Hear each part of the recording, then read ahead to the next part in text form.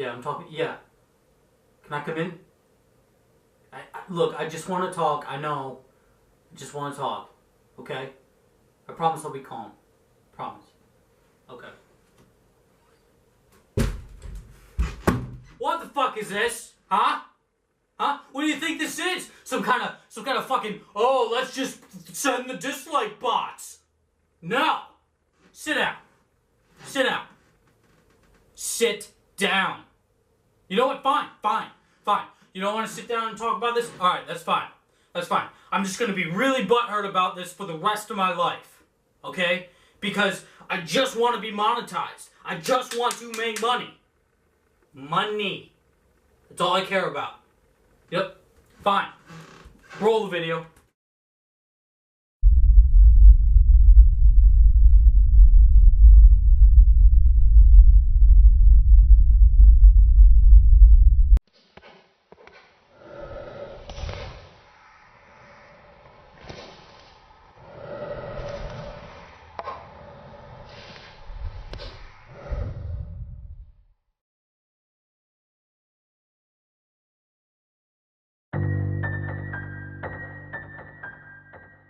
Reach your left hand behind your head now. Touch the back of your head on the right side near the base of your skull using your ring finger. Do you feel a bump there? If so, I need you to listen very carefully. If not, it still might not be too late.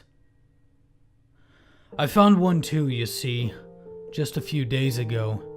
I'd woken early and zipped through my morning routine, but a phone call caused me to turn my neck a bit too quickly as I was shaving. I ran to answer, expecting news about the merger we were working on. I lifted the cell phone from my desk and answered with my right hand, then touched the aching kink in my neck with my left. I felt a bump and withdrew my hand in shock as I listened to my boss. I had to rush. 3 more emails and a last-minute revision. It would be an extra hour to work, and I sighed, then touched that bump on the back of my head again. I've never felt it before. I washed myself off and raced to the computer, revising the emails and sending the new itinerary to my coworkers. I grabbed a cereal bar from the cupboard and glanced longingly at the coffee maker, knowing very well I'd be struggling until at least lunch. My glance was redirected to the tight schedule planner in my head as I locked the house and unlocked my car. I started the engine and drove, practicing my rehearsed speech a few times. A nagging feeling of unease kept tugging my attention to the rear view. I kept looking for the bump I'd felt just above my hairline behind my ear, seeing nothing. I reached back with my right hand, but it was gone. I felt nothing, and chalked it up to the pain of perhaps whiplash from the phone's ring, having stretching the ligaments in my neck. I'd survived the day at least, so I placed any thoughts of my well-being on the back burner. I had a merger to assist with. The day was exhausting, but fruitful, and I couldn't wait to celebrate. The rest of the week would be a cakewalk. Still, it was overshadowed by thoughts of a malignant tumor. My father had passed from brain cancer, so I was rightfully worried.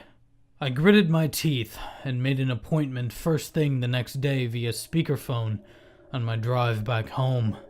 I kept looking in the mirror, but there was no sign of any abnormality. I replayed the events of the morning and then touched the back of my neck with my left hand then, and I let out an involuntary yelp. Something big and soft was just under the skin, poking from just above my neck. It was definitely there, larger now, and filled with smaller, squishy parts. It was the length of a fingertip, and twice as wide. Was it a cyst? I began hyperventilating. I got off the nearest exit, winding down the spiral into a barren intersection. The sky was dark and the lighting low, so I pulled over next to a bodega and turned the interior light on in the car, peering into the mirror. There was no sign of anything there. I finally took my phone out and snapped a few photos with the flash, getting an odd stare from the occasional passerby, well aware I looked like a lunatic. Still, nothing. Each photo was the same, a smooth, clean, blank canvas of skin. There was no sign of any lump. I sat there for another 10 minutes, feeling it with the soft tips of my ring and pinky finger, wondering how only these fingers seemed to feel it now. It was like a strange take of the mind, like when you hold a warm and cold object in the same hand and it feels like you're holding something burning. That was surely it, just an odd sensory illusion. I finally drove home, but I spent the evening searching for answers. I looked in the mirror for nearly an hour, experimenting with the anomaly. I looked online through various message boards, even asking some friends via messenger and text, but no helpful answers were to be found. I even posted an anonymous inquiry to a number of forums, hoping for some sign I wasn't absolutely insane. I found a number of unsettling image results and a few nightmare tales of discovered terminal cancer, which did little to ease my growing anxiety. After a long shower, deliberately not washing my head, I distracted myself with some television until it was late. I eventually unwound and was able to fall asleep. I woke up and started my routine again, showering, shaving, flossing, and brushing. I checked my emails and ate a proper breakfast before I turned the back of my head with my right hand, feeling nothing. I then remembered the strange phenomenon and touched back there behind the right ear with my left pointer finger. Nothing. I sighed out with relief. It was gone, just a stress-related fluke, perhaps, but then my ring finger brushed against something, and I felt it. Something was definitely there, something that seemed to contain bones, something that seemed to move. I yelled and pulled my hand away, quaking with horror. I'd felt it, slick and shifting, jutting out from the back of my head, yet I could only feel it with the ring finger of my left hand then. It was much larger, alive, and serpentine-like, like a small fleshy eel, filled with tiny ribs and warm organs. I screamed and cried, confused and terrified.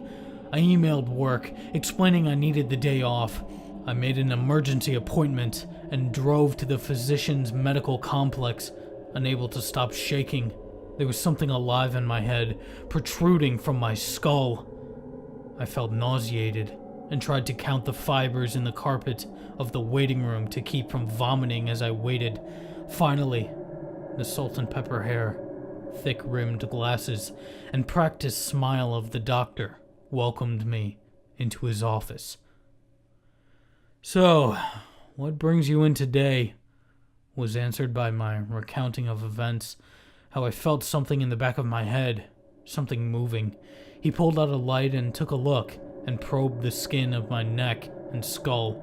He then asked me to locate it, and I did, to his response. There's nothing there. I'm happy to inform you. Have you been stressed out lately?" he asked me. "Yes, but that's not what it is," I explained. "If there's something wrong with my nervous system, I need to know." "I read your family history," he exclaimed. "I understand your concern, and there's absolutely nothing there. Maybe take a vacation. Your job sounds very demanding." He smiled, relaxed. I listened to his attempts to reassure me. He prescribed an anti-anxiety medication and sent me on my way. "Call me in a week if the sensations persist." I shuffled my feet to the car and sat inside, touching that horrible thing on my neck that just one of my fingers and just one of my hands seemed to feel. I was going mad, or maybe I was having a nervous breakdown. Stress, like the doc said. Maybe a cancerous tumor had crossed some wiring in there, and I felt it outside for some reason. Either way, I had to know, and not in a week. I had to know then. I drove straight to a craft store, walking past aisles of balsa wood and glue sticks. I bought the box of X-Acto blades.